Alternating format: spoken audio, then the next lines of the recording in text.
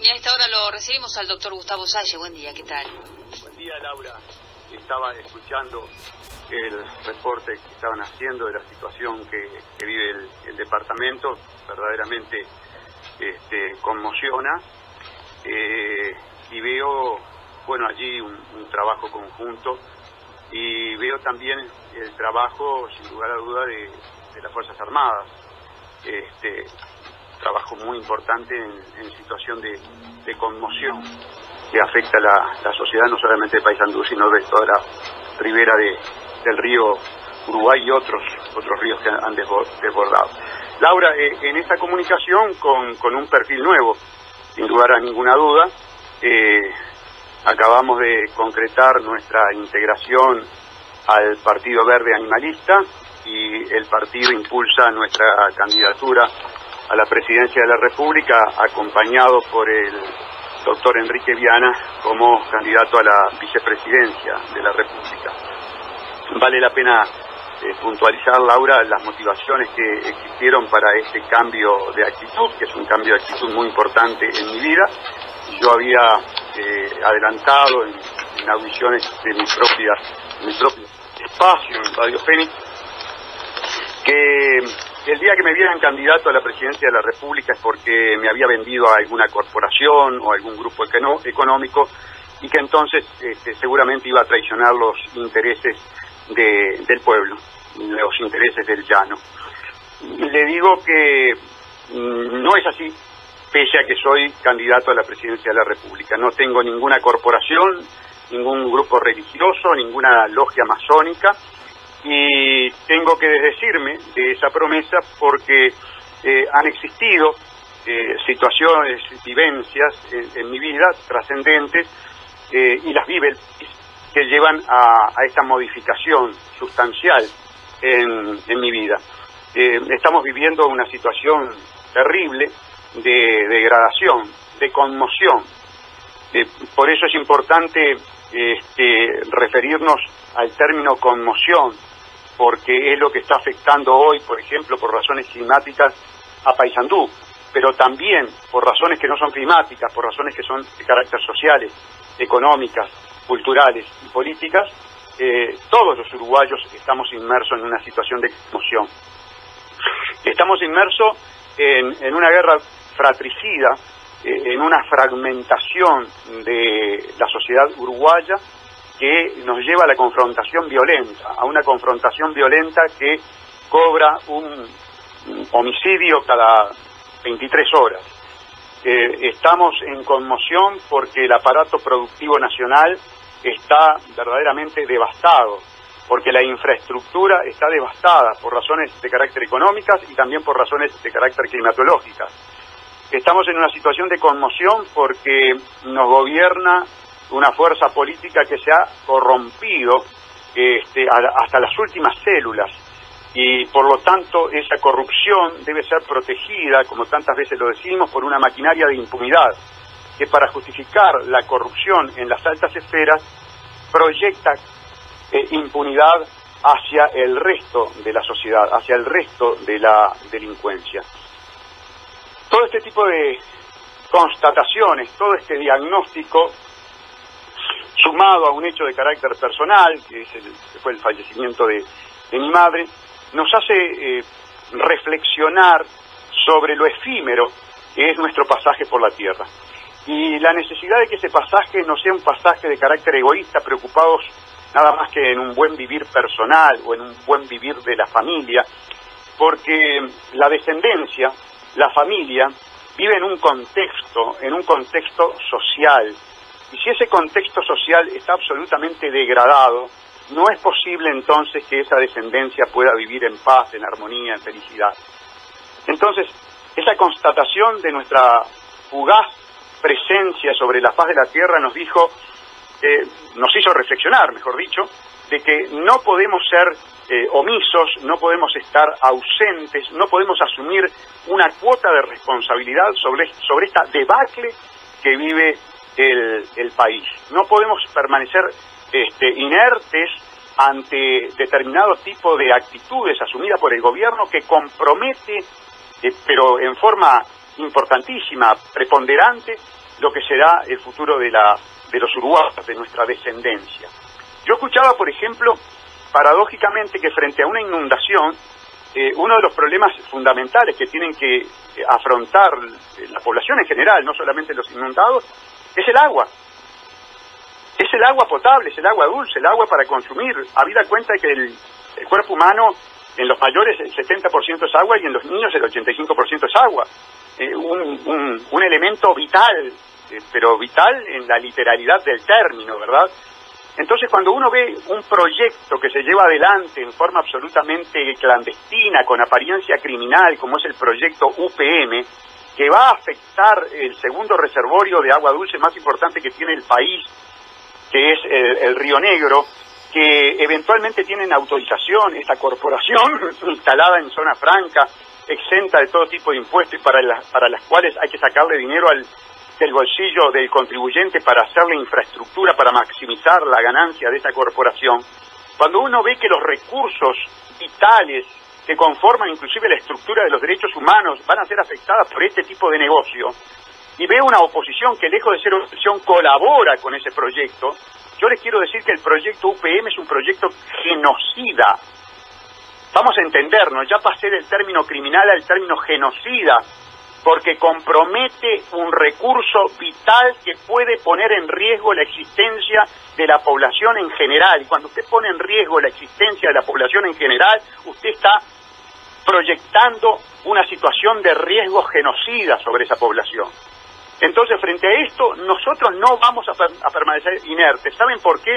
Porque en la esfera de acción profesional agotamos los recursos, hicimos la denuncia penal, nos presentamos al fiscal Luis Pacheco, hicimos la denuncia para que se investigara este negocio ROU-UPM, que es impresentable, criminal, genocida, y se nos rieron en la cara porque hay una maquinaria de impunidad, porque el jefe de Pacheco en última instancia, por lo que dispone la Constitución, que tantas veces se lo digo, es el propio Tabaré Vázquez, que fue el que se encerró en Finlandia con el directorio de UPM a espaldas del pueblo uruguayo a hacer toda esta negociación, como en su momento lo hizo con Aratiri, a espaldas del pueblo uruguayo. Entonces no tengo más remedio que decir, señores, salgo a la arena política con una mano atrás y otra adelante, sin un peso partido por la mitad, pero a dar la batalla, no a morir como un viejo cobarde, como un mero espectador de cómo se devasta un país en el que viven y vivirán mis 3 nietos, y los nietos de ustedes y los hijos de ustedes. Entonces, por lo tanto, ese es el sentido de la lucha, parar la orgía de corrupción que ha traído los 3 gobiernos del Frente Amplio.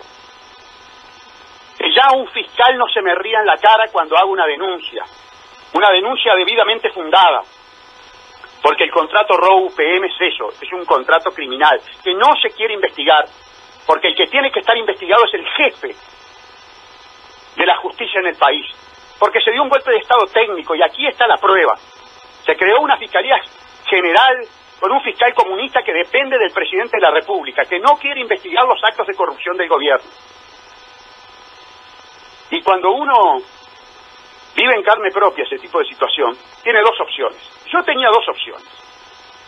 O me iba para mi casa y adoptaba la posición del viejo cómodo y cobarde, o por el contrario daba el combate, salía a confrontar. Encontré un partido nuevo, ya formado, con una declaración de principios de carácter ideológicos, políticos, morales, con una cosmovisión, diría yo, muy coincidente con la nuestra, que fue el Partido Verde Animalista, el PVA, Partido Verde Animalista,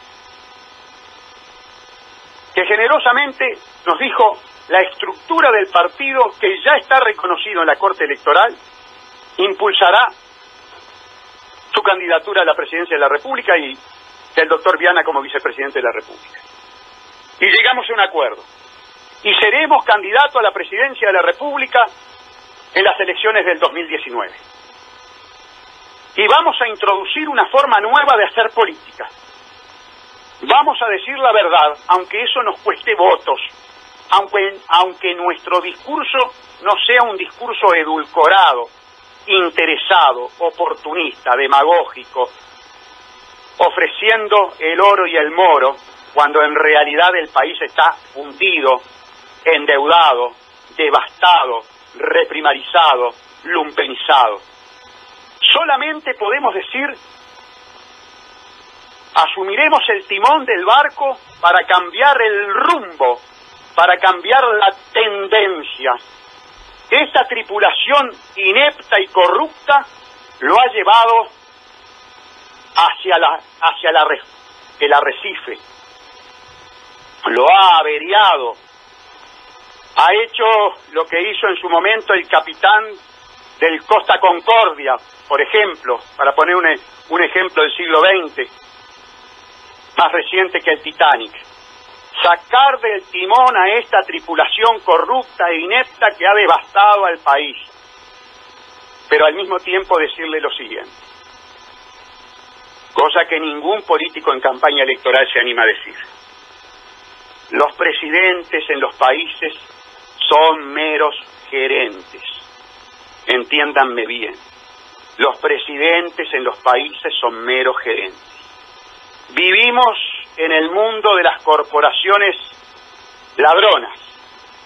Vivimos en el mundo en que se concentró la riqueza del planeta en apenas el 1% de la población. En esos mega ricos que se organizan en grupos institucionalizados de presión, que a su vez luego copan los organismos internacionales, fundamentalmente de crédito, copan el sistema bancario internacional, copan las agencias calificadoras de riesgo, copan las grandes corporaciones del comercio que monopolizan el 85% del comercio mundial. Son una red de poder, y en esa red de poder está inmersa la población mundial, y nos extorsionan, y nos presionan. Es mentira que cuando se llega a presidente de la República se tiene todas las herramientas y el espacio, la discrecionalidad para introducir los cambios en forma inmediata y sin consecuencias. Eso es mentira. Cuando ustedes escuchen a los otros precandidatos decir voy a hacer tal cosa, voy a hacer tal otra, ustedes tienen que pensar lo siguiente: vas a hacer eso en tanto y en cuanto esos grandes grupos de presión organizados y jerarquizados, esa red de poder, te lo permita hacer. Nosotros, por ejemplo, con la conducción corrupta e inepta del doctor Vázquez y antes del gobierno de Mujica y antes el primer gobierno de Vázquez, estamos absolutamente endeudados. Y cuando estamos endeudados de un oligopolio banquero que tiene sus perros guardianes trabajando por el mundo. Esos perros guardianes se llaman agencias calificadoras de riesgo y ustedes ya han escuchado en estas audiciones. Y las agencias calificadoras de riesgo son las que vienen y dan la nota, el grado inversor o la calificación, y esa fija el monto de los intereses que se paga por la deuda. Tengan presente que los ineptos que nos gobiernan de prestado, es decir, gastan el dinero de las futuras generaciones porque le piden a los bancos, le piden a los fondos de inversión dinero para poder pagar el diario vivir del país. Es como el que el jefe de familia esté pidiendo prestado para la comida, para pagar los gastos de supervivencia del día. Y lo hace con lo que le está quitando a las futuras generaciones. Adviertan la perversidad del gobierno de estos viejos. Yo no puedo permanecer inerte frente a esta situación. Yo tengo que salir a la arena política, pero tengo que salir diciéndoles la verdad. Y la verdad es que en este momento cualquier gobernante serio, leal, responsable y fundamentalmente sincero le tiene que decir al país: sangre, sudor y lágrimas, economía de guerra. Ahora, las primeras gotas de sudor, las primeras lágrimas y la primera gota de sangre tiene que emerger de la clase gobernante. Tenemos que bajar a la clase gobernante de la situación de privilegio.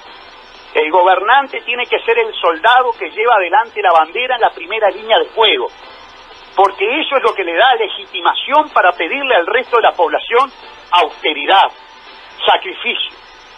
Porque si a un pueblo se le pide sacrificio desde una zona de confort, desde el despilfarro, desde la orgía de la corrupción, como lo hace el Frente Amplio, hay una deslegitimación moral total. porque no se predica con el ejemplo, y el árbol se conoce por su fruto, no por lo que dice. Y en ese sentido, amigos, cuando digo el árbol se conoce por sus frutos, le está hablando un individuo que desde el 2006 se viene jugando la vida en la lucha contra la corrupción. Desde el 2006 vengo denunciando a Tabaré Vázquez y a su abogado asesor, amigo, al doctor Gonzalo Fernández, que trajeron la decadencia y la degradación del Frente Amplio, la metamorfosis del Frente Amplio en fraude amplio. Fui el que denunció el pacto criminal entre Mujica y el grupo de Paco Casal. Y meterse con la mafia de Mujica y con la mafia empresarial en este país es jugarse la vida. Por eso cuando digo que el que se ofrece a ser gobernante es el soldado de la primera línea que lleva la bandera, yo les quiero decir a ustedes, y permítanme la inmodestia, que no ha habido un soldado con la bandera de la anticorrupción que se la haya jugado como me la jugué yo. Y desafío a los 22 restantes candidatos a la presidencia de la República que me digan qué hicieron frente a la corrupción. ¿Quién fue el primero que desenmascaró a Sendik? ¿Qué hicieron los líderes de la oposición, de la falsa oposición, cuando Sendik se fue de la Cámara absolutamente en silencio, argumentando razones personales cuando en realidad sabíamos que se iba porque era un delincuente? Pero no era el único. Y se fue callado, y se fue sabiendo y encubriendo la delincuencia del presidente de la República y de todo el equipo de gobierno. Salimos entonces a la lucha política y a la campaña electoral a pararnos de frente y a imputarlos de delincuentes, cosa que no ha hecho la oposición. La falsa oposición, cuando Tabaré Vázquez lo llamó a hablar sobre delincuencia, sobre criminalidad, para lo cual no está besar la mano a la torre ejecutiva. Todos, absolutamente todos, nosotros no le besamos la mano a Tabaré Vázquez. Nosotros queremos que en todo caso esa mano esté entre dos esposas y llevado al juzgado para declarar por ANUR, para declarar sobre regasificadora, para declarar sobre Fripur, para declarar sobre negocios con Venezuela, para declarar sobre Aratilí. Fíjense, amigos, la actitud de la falsa oposición frente al negocio, a las negociaciones criminales de Aratilí, denunciadas por mí en el 2011, cuando estaban sucediendo. De la misma manera que hice con Pruna. En el momento que se estaba estafando al pueblo uruguayo por parte de Vázquez, Astori y Tabaré Vázquez, abrazados con Campiani bajando de los bombardiers, mientras ellos sonreían y hacían negocios ilegales, que ahora pagamos las consecuencias y que fue sometido a la justicia, y donde hubo procesamiento, un procesamiento bochornoso porque se dice estafa, y en la que se deja fuera el gobierno, como que estos individuos fuera fácil de engañar. Campiani engañando a Tabaré Vázquez, Campiani engañando al Toto Rossi, que puede hacer una parrillada abajo del Océano Atlántico, en una fosa del Océano Atlántico, engañando a Astori. Mire usted, engaño, coparticipación criminal, pero la justicia no le dio la nada. Bueno, frente a ese tipo de situaciones salió el doctor Salles. Inclusive salimos al ámbito civil, de la misma manera que salimos con UPM, de la misma manera que salimos con Aratilí, y que tenemos una excelente sentencia del doctor Alejandro Martínez de la Cera que le obliga a Tabaré Vázquez a mostrarnos las negociaciones criminales que mantuvo con Aratilí y que ahora promueven un juicio arbitral de 3.536 millones de dólares que nuestro representante nos esconde. ¿Qué pensarían ustedes de un apoderado de ustedes que no le quiere mostrar las cuentas, que no le quiere mostrar las deudas, que no le quiere mostrar las negociaciones? ¿De qué sospecharían ustedes inmediatamente? Bueno, salimos junto al doctor Viana, logramos una sentencia favorable. ¿Sabe cuál fue la actitud de Tabaré Vázquez? Obstinarse en no mostrarle al pueblo uruguayo una demanda de 3.536 millones de dólares, que si la pierde, que no sabemos si la puede perder o ganar porque no sabemos el tenor de la misma, la paga el pueblo uruguayo. Nadie de la oposición salió a plantarse al doctor Tabaré Vázquez y decirle: usted me muestra las cuentas, señor presidente. Sí salió el doctor Gustavo Salles y el doctor Enrique Viana. Esa es y será la tónica de actuación pública nuestra. No tenemos un peso partido por la mitad. La primer propaganda que tenemos colocada en nuestro vehículo es un sticker del PVA, Partido Verde Animalista, que nos regaló precisamente el partido. 10 stickers. Así arranca la campaña electoral del PVA, del Partido Verde Animalista. Un partido preocupado por lo que se han preocupado los cerebros más privilegiados del siglo XXI. Preocupado por lo que se preocupó Hawking, el astrofísico, antes de morir, el cuadripléjico con un cerebro privilegiado que tenía que expresarse a través de una computadora. Vamos camino a la autodestrucción. Entiendan bien, el cerebro privilegiado dice vamos camino a la autodestrucción de la especie humana, del planeta, de todas las restantes especies. Vamos a implosionar el planeta. Los burros siguen diciendo crecer, crecer, crecer. Los avaros, los egoístas, la élite cleptocorporatocrática, ese término que tiene que entrar en los uruguayos. Se los reitero porque es el siglo XXI. Élite cleptocorporatocrática, yo sé que es un término largo, que algunos se matan de risa cuando yo lo digo, pero es la esencia del sistema. Significa poder de las corporaciones ladronas.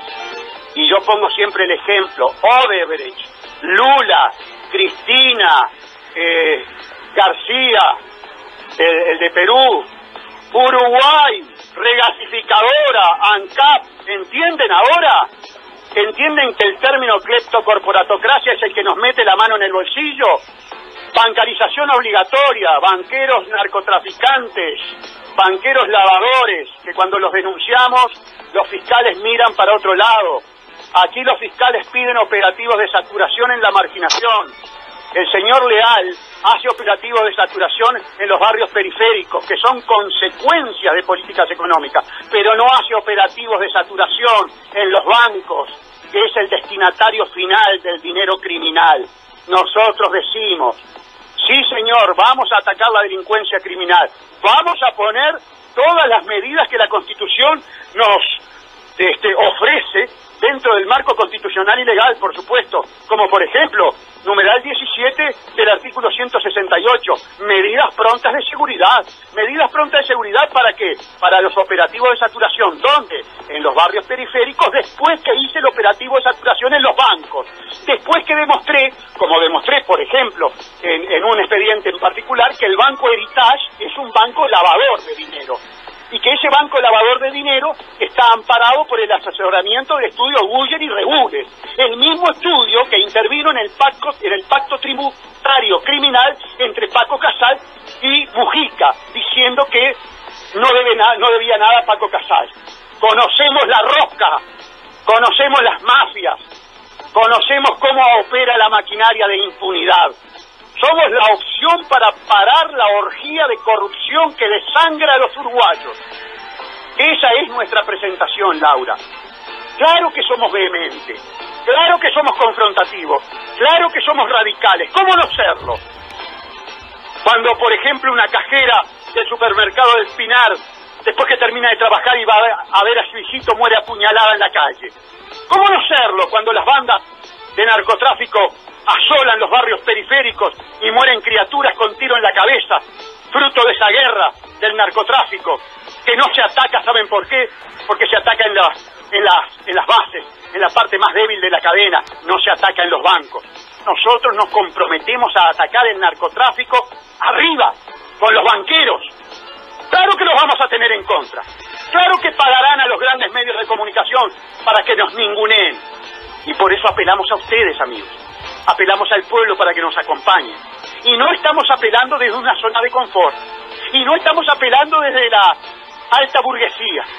Un simple profesional liberal que desde el 2006, en compañía con su candidato a la vicepresidencia de la República, y ahora en compañía de un partido preocupado por los derechos humanos, por la sustentabilidad planetaria, por el bienestar animal, ha tenido la generosidad de incorporarnos y de incorporarnos a un partido con el que compartimos 100% la declaración de principios. Ustedes nos dirán, bueno, ¿y cuál es el programa? ¿Qué es lo que vamos a hacer? Primera medida, cumplir con el artículo 168, numeral primero de la Constitución.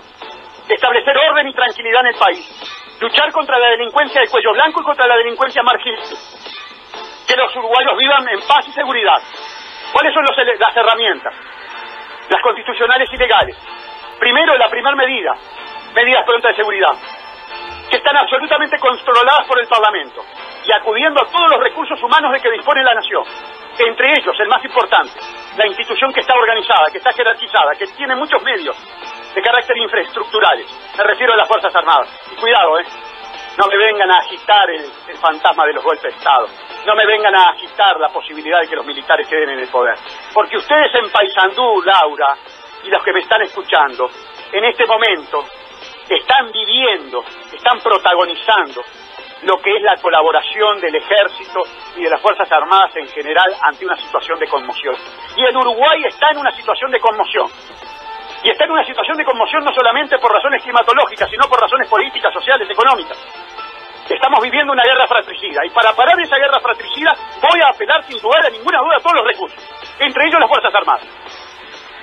No tendría ningún problema en levantar el tubo y hablar con el comandante Manini Ríos y decirle: comandante Manini Ríos, ayúdeme a poner paz, orden y tranquilidad en esta sociedad.